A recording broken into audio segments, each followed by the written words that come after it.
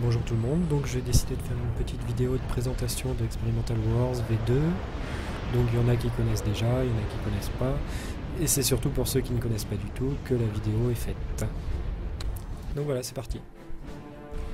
Donc voilà, c'est parti, donc j'ai commencé un peu à la base, parce qu'il y a des trucs qui ne changent strictement pas.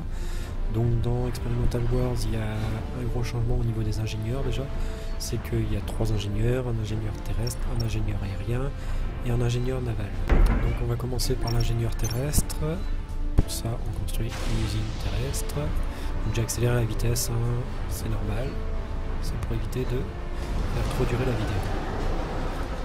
Donc l'ingénieur terrestre, il n'y a pas beaucoup de changements, si ce n'est que sa build de liste change, il ne peut plus produire que l'usine terrestre.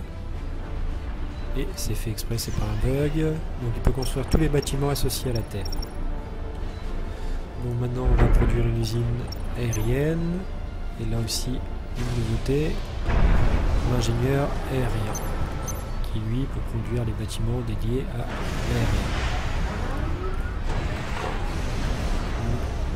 Le voilà, le petit ingénieur aérien. Donc il a exactement les mêmes fonctions que l'ingénieur terrestre. Si vous le mettez en patrouille et qu'il y a besoin, il réclamera.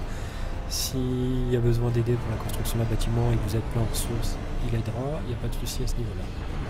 Ensuite, le dernier ingénieur, donc lui il se produit dans l'usine navale, et là il y a quand même beaucoup plus de changements vu que Experimental Wars intègre le système de ressources navales, T1 et T2.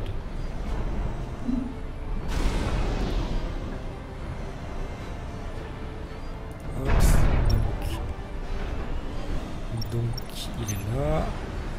Donc on va en produire 3 ou 4 pour être tranquille. J'ai déjà fait des sources pour être tranquille aussi en cours de démonstration, parce que sinon ça sert un peu à rien de tout refaire. Donc là on peut voir qu'il y a quand même pas mal de changements au niveau de la liste. Donc déjà vous avez l'usine de sous-marins qui permettra de produire des sous-marins sans être dérangés par les navires de surface. Donc vous avez 3 sous-marins, sachant que c'est sûrement amené à changer. Un sous-marin très léger, un sous-marin moyen, celui d'origine, et un sous-marin lourd. Mais c'est pas ça la grosse nouveauté. La grosse nouveauté, c'est surtout le système de ressources navales qui vous permet de produire de la ressource sur les cases haut. Donc vous avez des power gens qui produisent 150 et des générateurs de masse qui produisent un de masse et qui consomment 150. Bon, ça c'est de l'équilibrage, après ça reste discutable. Donc autre nouveauté, c'est que maintenant vous pouvez produire les usines terrestres, aériennes sur les cases haut. Ça permet aussi de renforcer son attaque, en stressant un peu l'adversaire, en développant une base sur l'eau à côté de la sienne.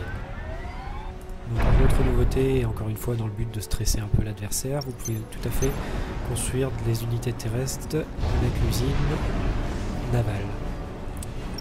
Pour ça c'est tout simple, ça coûte le même prix. Vous construisez vos unités sur les cases haut avec votre usine navale. Vous les faites débarquer. Hop, et voilà. Donc ça marche aussi parfaitement, il n'y a pas de souci là-dessus. Donc maintenant je vais dire à mon commandeur de revenir un peu, puisque c'est lui qui va nous présenter la suite. Donc il faut savoir qu'à l'origine Experimental Wars, c'était un mode qui ajoutait des unités expérimentales des Tech 1. Elles sont toujours là, ça il n'y a pas de souci. Vous pouvez toujours les construire assez facilement de façon à harceler encore et toujours l'adversaire. Donc il y a 2 unités expérimentales Tech 1 par faction. Donc là on a une sorte de mini Fat Boy qui est suffisamment puissant pour le Tech 1 mais qui arrivé au Tech 2 ne fera plus forcément l'affaire. Donc l'avantage c'est que comme à l'habitude de la FTU, anti-air, missile, enfin bref, la polyvalence quoi. Et en plus il est amphibie. Donc voilà, hop, il est fini, donc vous allez pouvoir voir.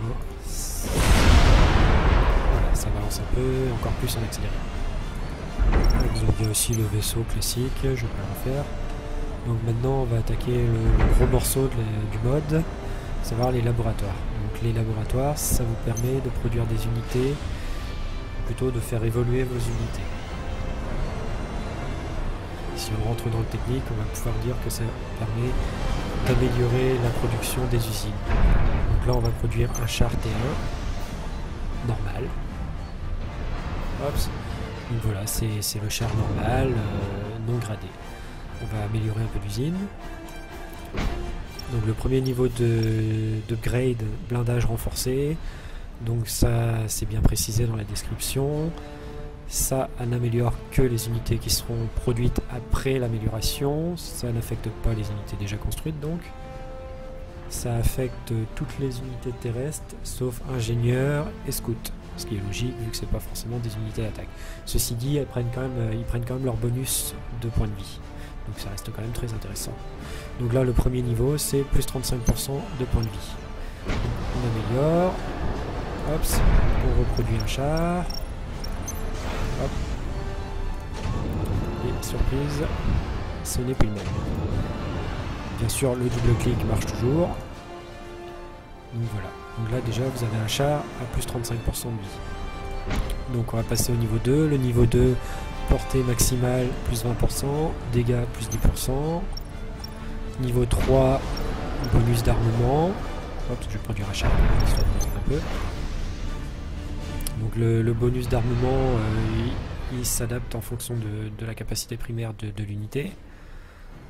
Donc par exemple pour le char c'est un nouveau canon et pour l'artillerie ce sera un nouveau système d'artillerie. Donc là on peut voir que le canon a évolué en fonction, vu que la portée et la puissance ont été améliorées. Donc là je vais passer au niveau 3 d'amélioration et directement au niveau 4. Et même le niveau 5. Le niveau 5, donc là c'est un nouveau système anti-aérien, ça permet aux unités d'avoir un système de défense de base pour éviter qu'un bombardier ne vienne embêter votre armée. Même, alors les puristes vont crier au sacrilège et compagnie, mais personnellement me faire dézinguer une troupe par un pauvre bombardier ça m'embête un peu. Donc là ils ont un système de base, bon ça remplace pas l'anti-air, hein. Je vais produire l'anti-air, vous allez voir que ça n'a rien à voir. L'anti-air lui il se respécialise carrément dans l'anti-air, donc il passe de 4 canons à 12 canons anti-air. Donc ça reste quand même... si je vais réduire la vitesse et faire un bombardier, vous allez tout de suite voir que ça rigole pas forcément. Hop. Hop.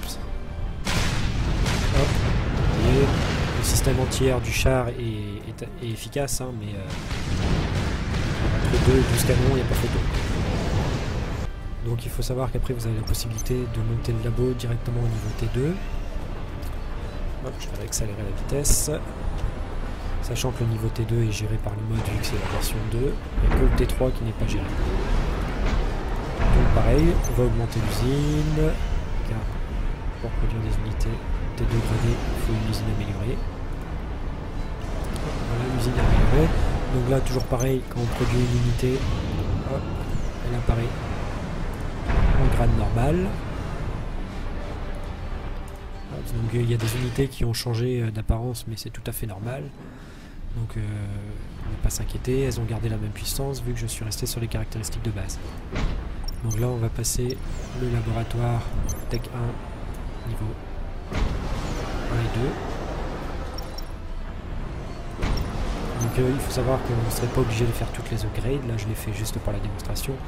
Par exemple si vous voulez vous arrêter au niveau T2, T2 4, vous pourrez parfaitement vous arrêter, upgrader votre commandeur T3 et lui il pourra construire directement un nouveau laboratoire T3. Ça vous évite de faire toutes les améliorations. Donc là on va produire la mangouste gradée niveau 3. Donc on peut voir que c'est pas forcément la même. Pourtant le double clic reste opérationnel. C'est pour ça que j'avais retiré, pour ceux qui ont connu les anciennes versions, le système d'unité élite qui forçait à faire 2 double clics. Donc on va passer niveau 5.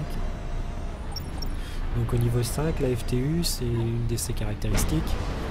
Et elle prend plus 50% en blindage, en point de vie, quoi, mais elle perd 40% en vitesse. C'est pour ça que j'ai insisté sur la possibilité de ne pas être obligé de faire les upgrades. Parce que c'est vrai que certains joueurs préféreront rester sur la vitesse normale, et tant pis pour le blindage.